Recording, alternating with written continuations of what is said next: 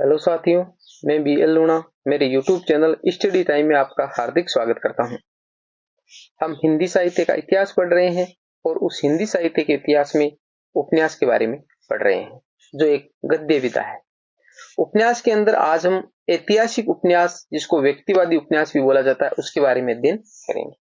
तो अगर आप मेरे चैनल पर पहली बार आए हो तो आप मेरे चैनल को सब्सक्राइब कर ले, बेल आइकन को ऑल पे प्रेस कर ले, ताकि मेरे आने वाले हर वीडियो का नोटिफिकेशन आपको मिलता रहे। दूसरी जो हिंदी व्याकरण है उसके नोट्स मैंने टेलीग्राम पे अपलोड कर दिए, अगर आप लेना चाहे तो उसको ले सकते हो। बिल्कुल फ्री है, किसी प्रकार का कोई चार्ज नहीं है। और जैसे ही हिंदी साहित्य का इतिहास हमारा कंप्लीट होगा, इसके नोट्स भी मैं आपको उपलब्ध करवा दूंगा। परीक्षा की दृष्टि से बहुत ही महत्वपूर्ण शानदार मैटर मैंने तैयार किया है। जिस दिन आपका एग्जाम होगा उस टाइम आप देखना कि कितने क्वेश्चन आपके इनमें से कवर होते हैं। ठीक है, अब बात करें हम जो ऐतिहासिक उपन्यास है उसके बारे में। तो ऐतिहासिक उपन्यास है उसी को व्यक्तिवादी उपन्यास भी कहा जाता है। इसके अंदर कौन कौन से जो उपन्यासकार है वो आते हैं, उनके बारे में हम देख लेते हैं। पहला नाम आता है हजारी प्रसाद द्विवेदी। इनके उपन्यास है बाणभट्ट की आत्मकथा 1946 ईस्वी, चारूचंद्र लेख 1962 ईस्वी, पुनर्वा, अनामदास का पोथा। ये जो चार उपन्यास है जो हजारी प्रसाद द्विवेदी के और मोस्ट महत्वपूर्ण उपन्यास है। इसके बाद में नाम आता है उदय शंकर भट्ट। उदय शंकर भट्ट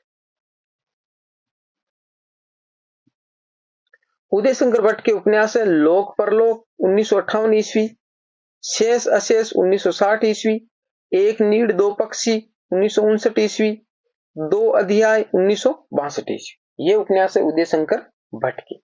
आगे देखो, आगे नाम है विष्णु प्रभाकर, जिनका जन्म 1912 ईस्वी में हुआ था। रामविलास शर्मा का नाम सुना आपने? रामविलास शर्मा, उनका जन्म भी 1912 ईस्वी में हुआ था। 1912 ईस्वी में 1911 ईस्वी के अंदर आपको मैंने एक सूत्र बताया है, अज्ञेय ने केदारनाथ में नाग और शेर को लड़ाया। तो अज्ञेय, केदारनाथ अग्रवाल, नागा अर्जुन और शमशेर बहादुर सिंह, उनका जन्म 1911 ईस्वी में हुआ था। यानी जहां भी ऐसी कोई चीजें आई तो उनको अटैच करके एक दो चीजें इस प्रकार याद कर लेनी चाहिए, क्योंकि उससे क्या है कि धीरे धीरे ये अभ्यास करते रहोगे तो अपने आप ताजा हो जाएगा। एक दिन में कोई ही मान नहीं बनता है, धीरे धीरे ही बनता है। जैसे बूंद बूंद से घड़ा भरता है, उसी प्रकार ये सिस्टम है। तो आप जहां भी ऐसा आए तो आप उसको अटैच करते चले और इस प्रकार याद कर लीजिए। आगे इनके जो उपन्यास है अर्धनारीश्वर 1992 ईस्वी, तट के बंधन। अर्धनारीश्वर उपन्यास के लिए इनको 1993 में साहित्य अकादमी पुरस्कार मिला है। तो ये महत्वपूर्ण उपन्यास है अर्धनारीश्वर, जो 1992 ईस्वी में प्रकाशित हुआ था और 1993 में उसके एक साल बाद में इनको साहित्य अकादमी पुरस्कार मिला है। तो जो ऐतिहासिक और व्यक्तिवादी उपन्यास है उनमें इन्हीं का नाम आता है। इसके बाद में हमारा आता है आंचलिक उपन्यास, जिसको हम अंचल का मतलब जो ग्रामीण एक एरिया है, ठीक है, तो वो आंचलिक उपन्यास है। वो देख लेते हैं वो कौन कौन से।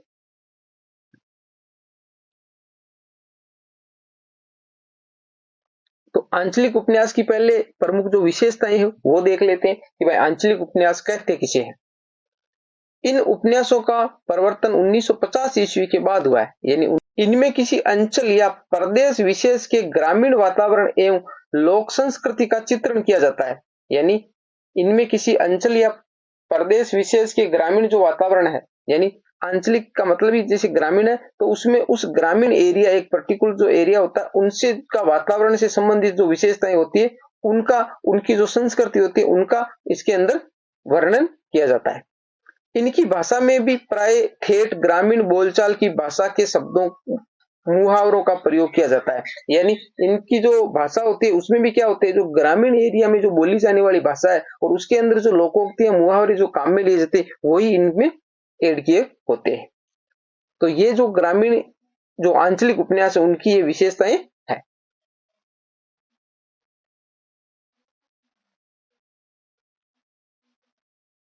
फणीश्वर नाथ रेणु, इनका उपन्यास है मेला आंचल 1954 ईस्वी। यानी इसको हिंदी का प्रथम आंचलिक उपन्यास माना जाता है मेला आंचल। प्रति परिकथा 1957 ईस्वी, जुलूस 1965 ईस्वी, दीर्घ तपा 1964 ईस्वी, कितने चौराहे 1966 ईस्वी। ये जो सारे उपन्यास है वो हमारे फणीश्वर नाथ रेणु के हैं। और ये जो मोस्ट उपन्यास है 1954 ईस्वी में प्रकाशित हुआ था मेला आंचल, जिसको हिंदी का प्रथम आंचलिक उपन्यास माना जाता है। फिर नाम आता है नागार्जुन। तो नागार्जुन है, उनके बल्चनामा 1952 ईस्वी, बाबा बटेश्वर नाथ 1954 ईस्वी, वरुण के बेटे 1957 ईस्वी, दुख मोचन 1957 ईस्वी, कुंभीपाक 1960 ईस्वी, रतिनाथ की चाची। तो ये उपन्यास है वो हमारे नागार्जुन के। इनका लंबा चौड़ा वर्णन नहीं है, सिर्फ हमारे को इसके जो डेट है वो और इनका जो नाम है ये किसके। ज्यादातर तो इनके यही पूछे जाते हैं कि ये उपन्यास किसका है, ठीक है। बाकी ये लिखना जो डेट इसलिए लिखी है कि कई बार इनका कर्म पूछ लिया जाता है कि भाई इनको कर्म से पहले कौन सा प्रकाशित हुआ था, तो उस टाइम हमारे को इसकी जरूरत पड़ती है। बाकी ज्यादातर यही पूछा जाता है कि ये उपन्यास, जैसे बल्चनामा उपन्यास किसका है, तो नागार्जुन का है, ठीक है, ऐसे ही पूछा जाता है। आगे देखो, आगे राजेंद्र अवस्थी, जिसका उपनाम त्रसित राजेंद्र अवस्थी, इसका उपन्यास है जंगल के फूल 1960 ईस्वी। फिर आता है राही मासूम रज्जा, आधा गांव 1960 ईस्वी। आधा गांव 1960 ईस्वी जो उपन्यास है वो है राही मासूम रज्जा। और हिंदी साहित्य का आधा इतिहास, ये जो सुमन राज्य है, सुमन राज्य का है। हिंदी साहित्य का आधा इतिहास सुमन राज्य, और आधा गांव वो राही मासूम रजा। तो ये जो कंफ्यूजन करने वाली चीजें है ना, तो वो भी आपको अटैच करके रखनी, कई बार कंफ्यूजन हो जाता है। नीम का पेड़ 2003 ईस्वी। इसके बाद में श्रीलाल शुक्ल, राग दरबारी 1968 ईस्वी, राग विराग 2005 ईस्वी। राग दरबारी उपन्यास के लिए इनको 1969 ईस्वी में, यानी 1968 ईस्वी में प्रकाशित हुआ, 1969 ईस्वी में साहित्य अकादमी पुरस्कार दिया गया। क्योंकि साहित्य अकादमी पुरस्कार है किसी जो मोस्ट रचना होती है, जो हमारे संविधान में जो भाषाएं, जो 22 भाषाएं हैं, उनको जो मान्यता देती है, उन भाषाओं में से जो महत्वपूर्ण रचनाएं होती है उन रचनाओं पर दिया जाता है, जो हर साल दिया जाता है। 2009 ईस्वी में अमरकांत के साथ संयुक्त रूप से भारतीय ज्ञानपीठ पुरस्कार मिला, यानी अमरकांत और श्रीलाल शुक्ल दोनों को संयुक्त रूप से 2009 में है वो भारतीय ज्ञानपीठ पुरस्कार भी मिला हुआ है।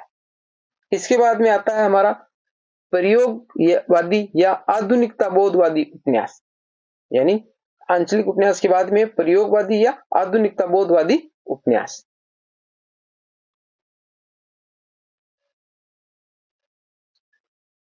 इसमें है मोहन राकेश, अंधेरे बंद कमरे 1961 ईस्वी, न आने वाला कल, अंतराल 1972 ईस्वी, कांपता दरिया। ये उपन्यास है मोहन राकेश के। इसके बाद है मन्नू भंडारी, जन्म 1913 ईस्वी में भानपुर एमपी यानी मध्य प्रदेश में हुआ था। बहुत ही अच्छी लेखिका है मन्नू भंडारी। इनका उपन्यास है महाभोज, आपका बंटी 1971 ईस्वी, 1 इंच मुस्कान, राजेंद्र यादव के साथ सह लेखन, यानी जो राजेंद्र यादव इनके पति है, राजेंद्र यादव, इनके साथ में इन्होंने 1 इंच मुस्कान है वो दोनों ने मिलकर लिखा था।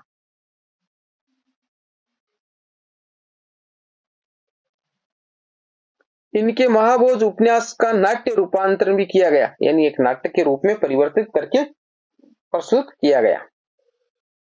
शिव प्रसाद मिश्र, जिनका अन्य नाम है रुद्र, बहती गंगा 1952 ईस्वी।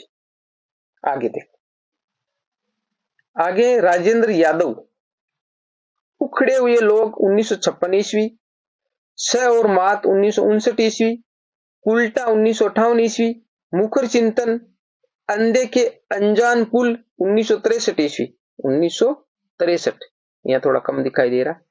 1 इंच मुस्कान मन्नू भंडारी के साथ में, यानी जो राजेंद्र यादव और मन्नू भंडारी दोनों ने मिलकर 1 इंच मुस्कान उपन्यास लिखा था। फिर नाम आता है निर्मल वर्मा,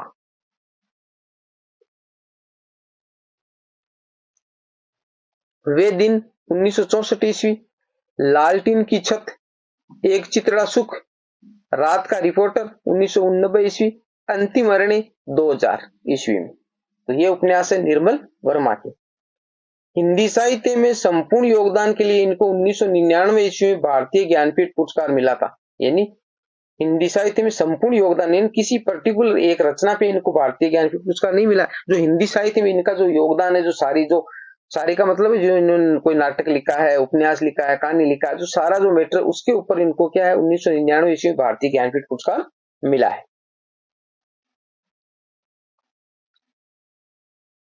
फिर नाम आता है उषा प्रेमवंदा, 55 खंबे, लाल दीवारें 1961 ईस्वी, रुकोगी नहीं राधिका 1967 ईस्वी, शेष यात्रा 1984 ईस्वी, अंतर्वंशी 2000 ईस्वी। इसके बाद में नाम है भीष्म साहनी, इसका उपन्यास तमस मोस्ट उपन्यास है।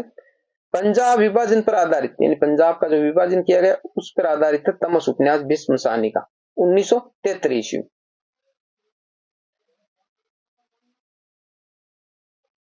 बसंती, भाग्य रेखा, मयादास की माड़ी 1988 ईस्वी, नीलू नीलिमा नीलोफर 2000 ईस्वी।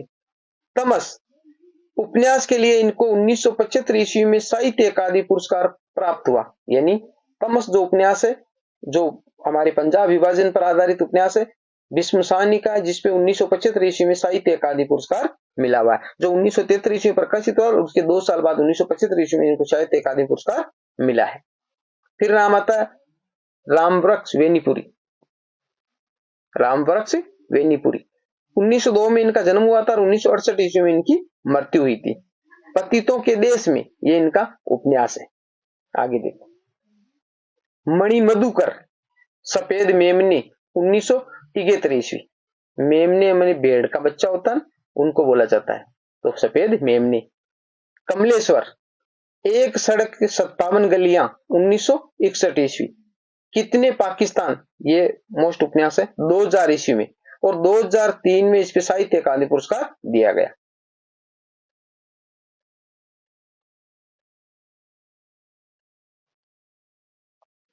ये जो कमलेश्वर का उपन्यास है कितने पाकिस्तान में लेके आ गया था, पर इतना बिजी हूं कि पढ़ने के लिए अभी तक मेरे को टाइम नहीं मिला। बाकी बताया था कि अच्छा उपन्यास है, पर मेरे अभी पढ़ने के लिए मेरे को टाइम नहीं मिला है। जब भी पढ़ेंगे तो इनके बारे में आपको अच्छे से पूरा बताएंगे, क्योंकि इतना जो बिजी रहते हैं कि जो सिलेबस वाली चीजें ना, यही पढ़ने में टाइम नहीं मिलता है। तो साइड में जो दूसरी उपन्यास, कहानियां, बहुत सारी किताबें हैं लेके आ जाते हैं, पर उनको पढ़ने का टाइम ही नहीं मिलता है। मनोहर श्याम जोशी, कुरु कुरु स्वाहा 1980 ईस्वी, कसप 1982 ईस्वी, कयाप 2001, 2005 ईस्वी में साहित्य अकादमी पुरस्कार, यानी जो कयाप जो है उपन्यास मनोहर श्याम जोशी का 2001 ईस्वी में प्रकाशित हुआ था, जिसपे 2005 में साहित्य अकादमी पुरस्कार मिला है। यादवेंद्र नाथ शर्मा चंद्र, हजार घोड़ों का सवार, गुनाहों की देवी, दिया जला दिया बुझा।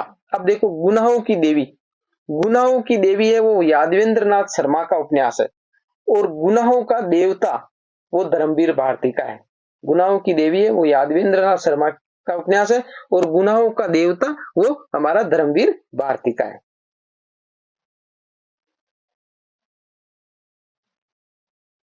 फिर नाम आता है गजानन माधव मुक्तिबोध, विपात्र, एक ही है। हरिशंकर परसाई, 1922 ईस्वी में इनका जन्म हुआ था और 1995 ईस्वी में इनकी मृत्यु हुई थी। रानी नागमती की कहानी, तट की खोज, 2 उपन्यास है। सर्वेश्वर दयाल सक्सेना, 1927 ईस्वी में इनका जन्म हुआ था और 1923 ईस्वी में इनकी मृत्यु हुई थी।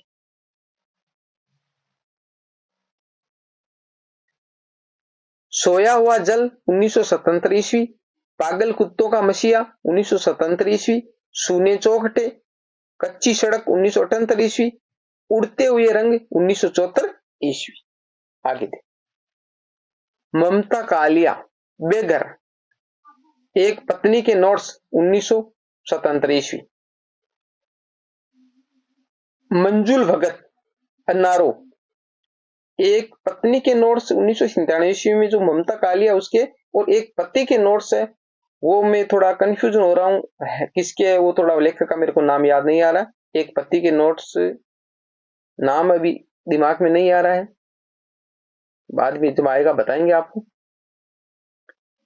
कृष्णा सोबती 1925 ईस्वी में इनका जन्म हुआ था गुजरात में। इनका उपन्यास है जिंदगी नामा, जिंदा रख, साहित्य अकादमी पुरस्कार मिला 1980 ईस्वी में। जो जिंदगी नामा जिंदा रख है इस पे। दिलोदानिश 1993 ईस्वी। फिर कहानी संग्रह कम उपन्यास, यानी जो उपन्यास कम नजर आते और वो कहानी संग्रह ज्यादा नजर आते। डार से बिछुड़ी, मित्रों मरजानी 1967 ईस्वी, सूरजमुखी अंधेरे के 1972 ईस्वी। फिर शब्द चित्र जो स्मरण कहलाते। हम हसमत शब्दों के आलोक में। फिर नाम आता है मर्दुला गर्ग, चितकोबरा।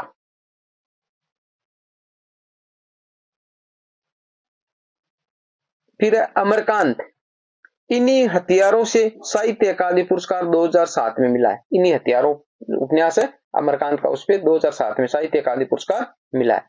2009 में भारतीय ज्ञानपीठ पुरस्कार मिला है। यानी इनका जो इतना ही वर्णन है, यानी इनको साहित्य अकादमी पुरस्कार 2007 में मिला है और 2009 में भारतीय ज्ञानपीठ पुरस्कार मिला है। फिर नाम आता है अलका सरावगी, कली कथा वाया बाईपास 1998 ईस्वी, जिसपे साहित्य अकादमी पुरस्कार 2001 ईस्वी में मिला है। शेष कादम्बरी 2001 ईस्वी। आगे देखो, दूधनाथ सिंह, आखिरी कलाम 2003 ईस्वी। फिर नाम आता है संजीव, किशनगढ़ के अहेरी 1981 ईस्वी, सावधान नीचे आग 1986 ईस्वी, पांव तले की दूब 1990 ईस्वी, सूत्रधार 2003 ईस्वी।